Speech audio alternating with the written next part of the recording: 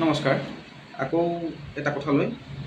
এই যে black magic আজিকালি বহুতো দেখা পোৱা যায় যে ব্লেক মেজিক কৰিছে অমুক হৈছে চাওক এই ব্লেক মেজিক বোলা বস্তুটো ইমান সহজ কথা নহয় এইবিলাক কৰিবলৈ বহুত সাধনা লাগিব বহুত সাধনা কৰি বহুত ত্যাগ কৰাৰ পিছত এইবিলাক একোজন ব্যক্তিয়ে এইবিলাক সাধন কৰি লৈ এইবিলাক কৰে কিন্তু আজিকালি দেখা যায় কিছুমানে কিতাপ পঢ়িলে কিবা পঢ়িলে পঢ়ি সৰু সৰু কিছুমান উপায় এনে কৰে কিন্তু সেইবিলাকো কিন্তু ইফেক্ট কৰে মানুহৰ জীৱনত ধৰক আপোনাৰ ওপৰত যদি কেতিয়াবা এনেকুৱা লাগে যে কিবা হৈছে নেকি বা ধৰক নিগেটিভ ফিলিংছ আহি থাকে বা ভয় ভয় ভাৱ ৰাতি অকলে থাকিব টান পাইছে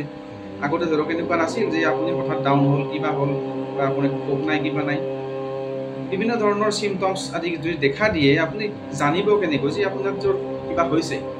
ধৰক আপোনাৰ কোনোবাই কিবা কৰিছে নেকি যদি জানিব বিচাৰে তেতিয়াহ'লে আপুনি এটা কাম কৰিব যিকোনো এটা বাৰ মানে মঙলবাৰ হ'লে বেছি ভাল হয়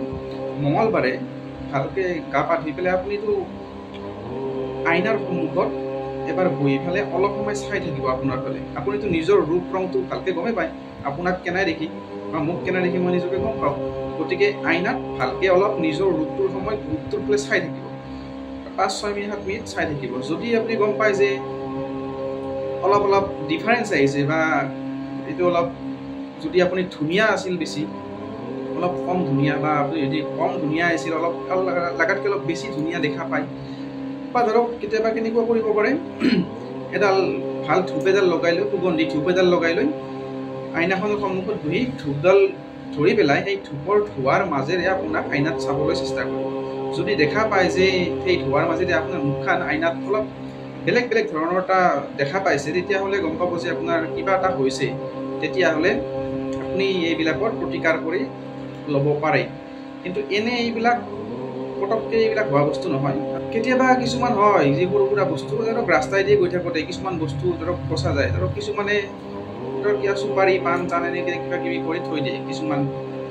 মানুহে বা এই তান্ত্ৰিক জাতীয় মানুহে